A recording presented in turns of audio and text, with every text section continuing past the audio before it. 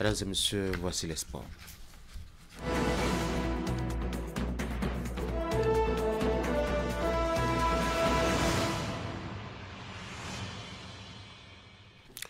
Candy Rungata, bonjour. Tanguy, bonjour. La saison 2025-2026 de la Ligue des Champions est lancée en Europe. On a déjà eu droit au premier match de cette année. Tanguy, le temps a été donné ce mardi pour le compte de la Ligue européenne saison 2025-2026. Les premiers moments de frayeur, le stress, bien entendu, jusqu'à la dernière minute et les premiers matchs interminables et sans issue.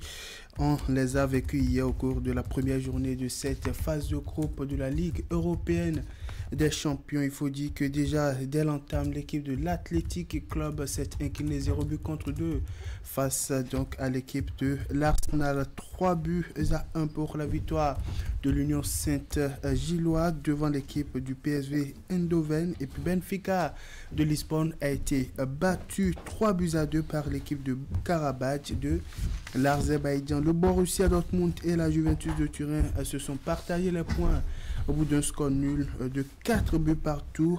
Le tout premier match de cette saison assez prolifique. 8 buts inscrits au cours de ce match. Et puis victoire du Real Madrid 2 buts à 1 devant l'équipe de Marseille. Victoire au bout du suspense 1 but à 0 de l'équipe de Tottenham devant celle de Villarreal. Tanguy, 6 matchs déroulés. Le match assez prolifique, Juventus de Turin, Borussia Dortmund, 4 buts partout. Dans un autre match, le Real Madrid s'est difficilement imposé face à l'équipe de Marseille de Buga. Il faut dire que les joueurs de la vieille dame sont revenus de très loin, parce qu'ils ont été menés quand même à quelques minutes de la fin par deux buts d'écart, alors que de revenir mettons à égalité entre la 90e minute et la 94e.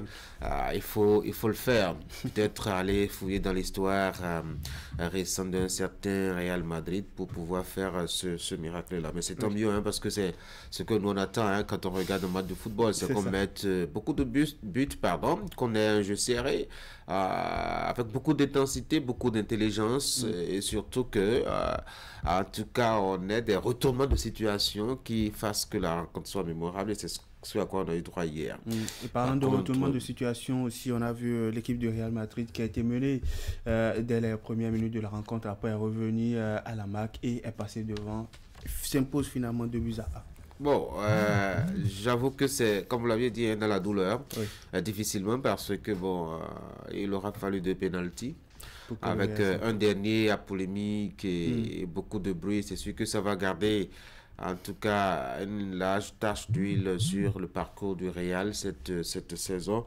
Mais c'est tant mieux, au final on a quand même 1-2 pour le Real, et j'espère véritablement qu'à partir des éléments qu'on a pu avoir hier, les Madrilènes vont pouvoir quand même corriger un certain nombre de choses. Quand on voit un peu je dois dire l'irréalisme face au but, bon, il ne faut pas insulter. Mbappé qui a commencé, Tchouaméni qui a suivi, en tout cas pas mal de il faut pas quand même insulter, je dois dire, le niveau du jeu du gardien adverse qui quand même a été extraordinaire. Je crois que on a pu compter une dizaine d'arrêts hier en première partie du jeu. C'est dire combien sa prestation a été de haut vol. Et surtout comment il s'est préparé pour faire face à cette équipe. Absolument, j'ai l'impression que c'est en tout cas le joueur le plus près de l'équipe de Marseille à venir au Bernabéu hier, et qui était vraiment prêt à en découdre avec l'équipe adverse. C'est tant mieux pour le Real, et c'est bien dommage pour ce beau gardien qui quand même a montré que la saison ne sera pas en tout cas de tout repos. C'est bien cela. Tanguy, victoire logique de Arsenal devant l'équipe de l'Athletic Club 2 buts à 0. Et les buts sont venus très tôt, faut-il le dire. Bon, les Anglais ont très tôt défini leur espace et leur pouvoir. Je crois que c'est de la logique des choses, comme vous le dites.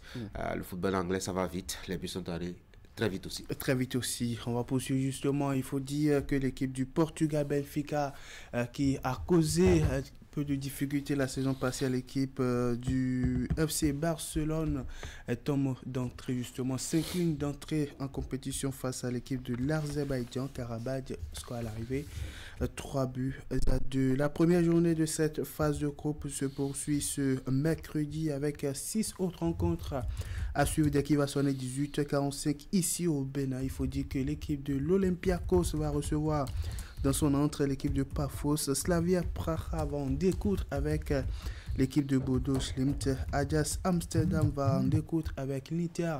Dès qu'il va sonner 21h, au même moment, le Bayern de Munich sera face à l'équipe de Chelsea. Liverpool, Atlético de Madrid et puis PSG, Atlanta sont aussi des rencontres à suivre dès qu'il va sonner 21h. Tanguy, 6 autres rencontres, mais beaucoup seront grosses d'attention. Bayern Munich, Chelsea, Liverpool, Atlético de Madrid et puis la rencontre du champion en titre, le PSG, qui sera face à l'équipe de l'Atalanta. Oui, bon, je ne sais pas s'il y a un enjeu vraiment avec cette rencontre des Français, étant donné leur parcours. Oui. Mais il ne faut pas sous-estimer aussi l'équipe d'Atalanta qui quand même n'est pas venue à ce niveau de la compétition en rasant les murs. On a vu quand même le parcours de cette équipe du joueur nigérien qui a été ancien ballon d'or africain. Oui. Donc on peut dire qu'il y aura relativement un jeu. Mais quand on sait que c'est le PSG qui vient de décrocher, je dois dire, la Coupe aux grandes oreilles récemment, qui a été jusqu'en finale de la Coupe du monde des clubs, c'est certainement du vécu, c'est certainement de l'expérience, c'est certainement aussi, je dois dire, c'est une façon de jouer qui certainement va surprendre aussi, je dois dire, l'équipe d'Atalanta. Par contre, je crois que s'il y a un match qui va retenir l'attention, c'est le match Chelsea Bayern de Munich, entre Allemand et Anglais, avec, je dois dire, un Chelsea très efficace, notamment sur le plan continental. Il faut rappeler que quand même c'est l'équipe qui a eu un bon parcours en Ligue Europa, qui a eu quand même à décrocher la Coupe du monde des clubs. Et même si au plan local, ça continue de batailler dur en tout cas pour y arriver, on a quand même que c'est une équipe de très jeunes talents, très solidaire et volontaire aussi dans la dépense d'énergie et dans l'engagement. On espère véritablement que ça pourra apporter. Et en face, on a quand même un club munichois qui quand même a de l'expérience avec cet Harry Kane à qui il ne faut pas laisser un seul centimètre de liberté. Donc, en tout cas, on aura deux équipes qui seront très, très offensives et on espère véritablement qu'on aura à suivre en tout cas un contest de match comme celui hier entre la Juve et le Borussia Dortmund. C'est ça, on l'espère bien entendu. C'est à partir de 21h pour ces différentes rencontres. Ajax, Inter, Chelsea, Bayern de Munich, Liverpool, Atlético de Madrid et puis PSG, Atalanta pour le compte toujours de cette première journée de la phase des groupes de l'UEFA Champions League saison 2025-2026. On va revenir maintenant sur le continent Tanguy. Il faut dire que la répartition des primes de la prochaine édition de la Coupe d'Afrique des Nations 2025 est désormais connue. La fêtière du football continental lève un coin de voile sur les récompenses financières de la prochaine messe du football continental qui va s'ouvrir dans moins de 100 jours en terre marocaine, soit du 21 décembre 2025 au 18 janvier 2026. D'après le site marocain Batola, il faut dire que le successeur de la Côte d'Ivoire, pour ne pas dire le champion, le pays qui sera champion d'Afrique, recevra une récompense financière de 7 millions de dollars, tandis que le finaliste recevra 4 millions de dollars. Les demi-finalistes vont toucher une prime de 2,5 millions de dollars chacun. Pour les autres étapes, il faut dire que la CAF a aussi prévu des dotations suivantes. Les pays qui vont atteindre les quarts de finale vont repartir avec 1,3 million de dollars chacun. Ceux qui seront en huitième de finale vont bénéficier d'une prime de 800 000 dollars. La troisième place, bien entendu, pour 700 000 dollars. Et pour ce qui est de la quatrième place, les différentes équipes, sinon les différentes nations, vont empocher une prime de 500 000 dollars. Et on va rappeler très rapidement la composition des 6 groupes de la Coupe d'Afrique des Nations 2025. Dans le groupe A, on retrouve le Maroc, pays hôte, en compagnie du Mali, de la Zambie et des Comores. Le groupe B est pour l'Égypte, l'Afrique du Sud, l'Angola, le Zimbabwe. Dans le groupe C, on retrouve le Nigeria, vice-champion d'Afrique en titre, la Tunisie, l'Ouganda et la Tanzanie. Dans le groupe D, on retrouve le Sénégal, la République démocratique du Congo et le Bénin qui signent son retour en Coupe d'Afrique des Nations après 2 absences, le Botswana. Dans le groupe E, on retrouve l'Algérie, le Burkina Faso, la Guinée équatoriale, le Soudan. Et dans le groupe F, dernier groupe, donc, on retrouve le tenant du titre, la Côte d'Ivoire, le Cameroun, le Gabon et le Mozambique. On ferait bien en tout cas, mettons, de changer de vocation, non, Candide. Il y a beaucoup de milliards dans le football, je vois ça. Là.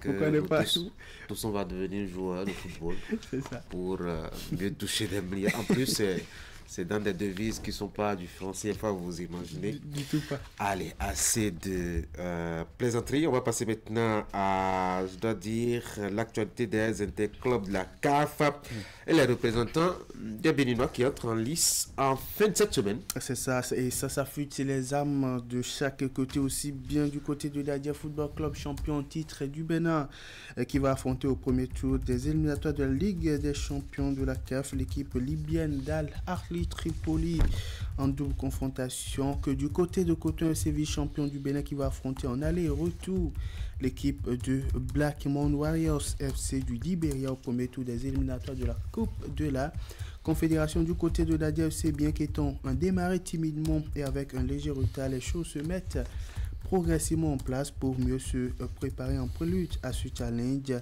Selon les informations, l'équipe serait toujours ici au Bénin alors qu'elle reçoit son adversaire à Lomé vendredi prochain pour le camp de la Manche aller, le stade général Mathieu Kékou n'étant pas encore homologué. Alors que dans le même temps, son adversaire a déjà foulé le sol togolais, je parle là de l'équipe d'Al Ahly Tripoli. Les champions libyens ont rallié Lomé ce mercredi 17 septembre 2025 pour mieux s'acclimater pour le rendez-vous du vendredi face aux champions béninois. À peine arrivés, ils ont déjà pris quartier dans la capitale et avec un programme rigoureux dans la poursuite de leur préparation, ils tiendront cet après-midi leur première séance d'entraînement en terre togolaise avant le traditionnel exercice de reconnaissance de pelouse prévu pour demain après-midi. A noter que la manche allée de ce premier tour des éliminatoires de la Ligue des champions de la CAF qui est opposée d'Adia FC à l'équipe d'Al Ahly Tripoli de la Libye vendredi prochain au stade de Kégué de Lomé à 15h de Cotonou sera officié par l'arbitre libérien Washington Dolo, assisté de Joël Wonka-Doé du Libéria et de Mahmoud Ali Conté de la Sierra Leone, sans oublier Moses Johnson qui sera donc le quatrième arbitre. Le commissaire au match est l'ivoirien Eugène Marie Diomandé. Il faut dire que quant à l'équipe de Coton FC, vice-champion du Bénin, l'équipe s'apprête à vivre sa première expérience en Coupe de la Confédération après donc 3 années d'essai en Ligue africaine des champions sans une expérience fructueuse. L'heure est au dernier réglage pour le challenge qui est en vue dans moins de 5 jours. Les vice-champions du Bénin seront face au Black Mountain Warriors FC au SKD Sports Complexe de Monrovia à partir de 16h30 heure du Bénin. Et en prélude à cette échéance, les Coton Cutters s'activent depuis plusieurs semaines déjà en vue de faire mieux que ses multiples expériences en Ligue africaine des champions. Le club de Ouidah a déjà tenu, il faut dire, son énième séance d'entraînement ce mardi dans son entre au stade Omnisport de Ouidah. Et d'une actualité à une autre, on s'intéresse maintenant au tournoi UFOAP des garçons de moins de 17 ans qualificatif à la prochaine Coupe d'Afrique des Nations de la catégorie qui va prendre son envol samedi prochain à Yamoussoukro en Côte d'Ivoire. Il faut dire qu'au-delà des guépards U17, le Bénin sera aussi représenté par son sifflet qui sera aussi au rendez-vous en prélude au tournoi qualificatif de la zone ouest B pour la Coupe d'Afrique des Nations des moins de 17 ans. L'institution sous-régionale a publié la liste des officiels retenus pour diriger les différentes rencontres. Sur la liste, on retrouve 2 arbitres béninois. Il s'agit de l'arbitre centrale féminine Aurore Ligan et de l'arbitre assistant Lucien Moutonou. La compétition aura lieu, il faut le dire, du 27 septembre au 3 octobre prochain à Yamoussoukro en Côte d'Ivoire. Pour rappel, les Guépards cadets sont engagés dans la compétition dans le groupe B avec le Nigeria, Tanguy et le Burkina Faso. Et puis on va s'intéresser maintenant à la discipline de la balle au panier. Il faut dire que les différents acteurs du basketball béninois étaient en assemblée générale élective dimanche dernier à Porto Novo et pour cet important rendez-vous qui a été consacré au renouvellement du bureau exécutif de la Fédération béninoise de basketball pour le compte de la mandature 2025-2029 au thème des assises. C'est le président sortant qui brique un nouveau mandat de 4 années. On va suivre. Il ne bouge pas de son fauteuil. Ismaïl Onifadé est reconduit président de la Fédération béninoise de basketball pour les 4 prochaines années. Seul candidat à sa propre succession, le président sortant a une nouvelle fois bénéficié de la confiance de la famille du basketball béninois, qui opte pour la poursuite de la dynamique enclenchée depuis 2017 en vue du rayonnement de la discipline au plan national et international. Il obtient 82 voix favorables, 5 contre et 9 abstentions. La majorité suffisante pour signer son 3e mandat à la tête de la fêtière béninoise, de la balle orange placée sous le signe du renouveau et de la continuité. Nous avons travaillé beaucoup pour l'expansion du basketball dans le Bénin et je pense que ça, on a réussi. Et ça doit continuer, donc c'est de renforcer déjà cette expansion et élever le niveau. Évidemment, il faut travailler également sur le plan technique et permettre à ce que notre basket rayonne davantage sur le plan international. Mais il faut travailler sincèrement à ce que l'écosystème se développe et puis que nous puissions nous financer nous-mêmes, c'est-à-dire que tout le système autour du basketball puisse produire ses richesses et permettre à ce qu'on avance beaucoup, que ça ne soit plus seulement les subventions et qu'on ait plus d'entreprises qui nous accompagnent et puis espérer réellement que le système permette à nos jeunes de s'épanouir davantage et surtout de se révéler. Pour le compte de la nouvelle mandature, Ismaïl Onifadé se fera accompagner par 8 autres membres dans le nouveau comité exécutif, dont seulement quelques nouvelles têtes et certains qui montent en rang. L'exemple de Soudonou Epiphane, secrétaire général sortant, qui est ici élu 2e vice-président avec 64 voix pour. Je peux vous rassurer que ce bureau fera tout pour être un bureau qui accompagne réellement les associations, qui accompagne les sociétés sportives, qui accompagne l'ensemble des acteurs du basket, les officiels et tout le monde. Mais je vais demander au nom de ce bureau que vous soyez également des structures qui nous accompagnent pour qu'on réussisse la mission que vous nous confiez. Au nom du ministre des Sports, je vous réitère les encouragements et l'accompagnement constant du gouvernement qui restera à vos côtés pour que cette discipline connaisse davantage de succès sur le plan national comme international. Un appel à l'unité autour de la nouvelle équipe dirigeante afin de porter le basketball béninois vers des horizons plus grands. Bien avant la phase élective de cette Assemblée générale, la gestion du basketball béninois sur les 4 dernières années est passée au scanner. Les rapports d'activité morale et financiers, tous ont été adoptés à l'unanimité par les délégués. On enchaîne maintenant avec le handball, la 3e journée de la phase play-off de la Ligue Pro 1 de la saison 2025 s'est déroulée hier avec fortune diverse pour les différentes équipes. 7 matchs au total, donc 4 au niveau des hommes. Il faut dire que l'équipe de l'ASPAC Handball Club s'est imposée 41-27 à son homologue de la SEC Handball Club. Les académiciens ont battu 34-25 les Buffles du Borgo, 39-18 pour la victoire de Fleurs CNSS devant l'équipe d'Énergie Handball Club. Adidja Handball Club s'est imposé 43-30 à l'équipe de l'Assaut Modèle. Au niveau des dames, on a eu droit à 3 différentes confrontations. 36-21 pour la victoire de Fleurs CNSS devant l'équipe de l'Assaut Modèle. Adidja Handball Club a dominé 34-17 l'équipe de l'Assaut Modèle, et puis Aspac Handball Club a dompté 30-21 l'équipe de Flambeau Sporting Club. Il y aura une pause aujourd'hui avant donc d'enchaîner avec les phases à élimination directe dès demain. Il faut dire que de leur côté, les Amazones cadettes du Bénin, toujours handballeuses, ont effectué hier leur entrée en lice au 21e championnat d'Afrique cadette des nations du handball. Et pour leur entrée en compétition, les Amazones handballeuses de moins de 17 ans ont été battues ce mardi pour leur première sortie dans la compétition. Après donc une première période très disputée, l'équipe béninoise a été distancée en fin de seconde période, défaite à l'arrivée 23-30 devant l'équipe des Kenyans de moins de 17 ans. Allez, on va enchaîner maintenant avec nos disciplines. Oui, on va parler surtout de bras de fer sportif et en Bulgarie.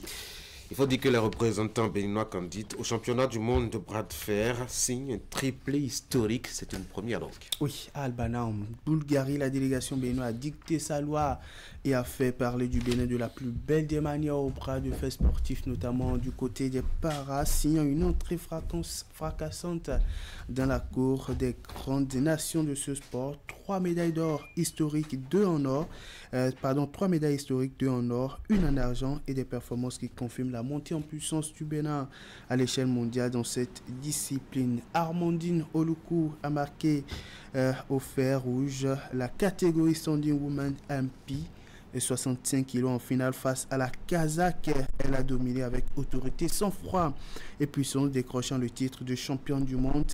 Une première, il faut dire, retentissante pour une athlète para-béninoise. Quelques heures plus tôt, Morissette Huedanou, dans la catégorie Standing Junior Girls, de moins de 50 kg au bras gauche, avait déjà donné le temps. Encore inconnue il y a quelques mois, elle a littéralement écrasé la concurrence avec une maturité de vétérane.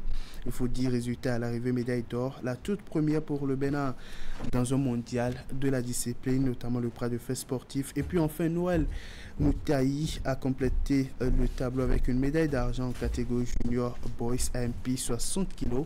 Une finale accrochée, un combat héroïque malgré de fautes fatales. Il chute avec honneur, mais entre dans l'histoire en décrochant la médaille d'argent pour le Bénin. C'est celui-là, bien entendu, qui est au milieu sur l'image. Et on va finir, Tanguy, avec le bodybuilding. À la fédération béninoise de cette discipline, l'heure est à la formation comme inscrit dans son cahier de charge. La fêtière béninoise du bodybuilding et fitness passe à l'acte et organise la toute première formation certifiante à l'endroit des coachs internes des salles de gym du Bénin. Il s'agit justement de la formation de niveau 1 AC sur le fitness et qui vise à professionnaliser le coaching sportif dans les différentes structures qui œuvrent pour le bien-être des populations.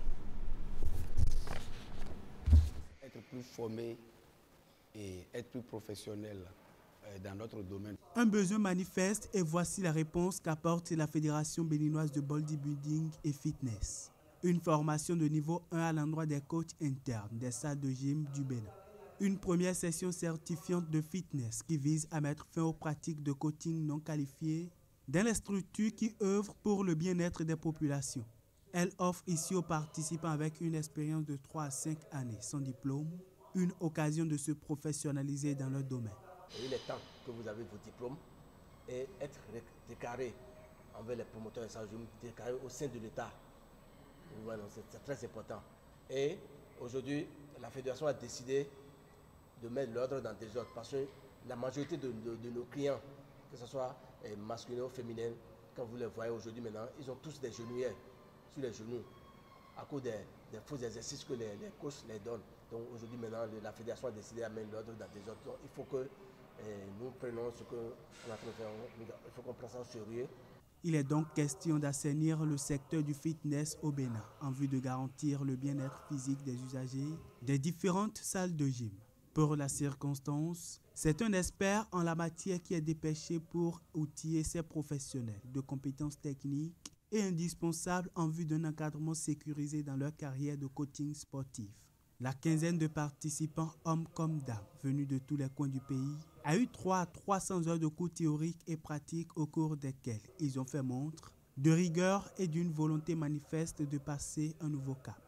Pour nous, coachs et assistants coachs, c'est important parce que c'est la question de la santé des clients qui est en jeu et le bien-être. Pour prendre soin du bien-être des clients, il faut avoir des connaissances précises pour ne pas abîmer les personnes. Je profite aussi à cette occasion pour dire aux autres qui ont le niveau, que ce soit CEP, BPC, BAC, pourquoi pas même la licence, qui veut être coach ou bien qui veut devenir coach coach de fitness, de faire cette formation. À travers cette première formation certifiante de niveau 1 à l'endroit des coachs internes des salles de gym, la Fédération béninoise de bodybuilding et fitness pose les bases solides d'un secteur du coaching sportif efficace au Bénin. La suite logique annonce des formations sur la musculation et le bodybuilding qui pointent à l'horizon. L'objectif est bien clair, mieux structurer le coaching sportif au Bénin. Voilà Tanguy, ça sera tout pour les sports ce matin. Merci beaucoup Candide pour la présentation donc de cette page des sports. Je vous souhaite de passer une très bonne journée. Merci et on va espérer se retrouver la semaine prochaine. Oui, absolument, à partir de lundi certainement. Merci encore une fois.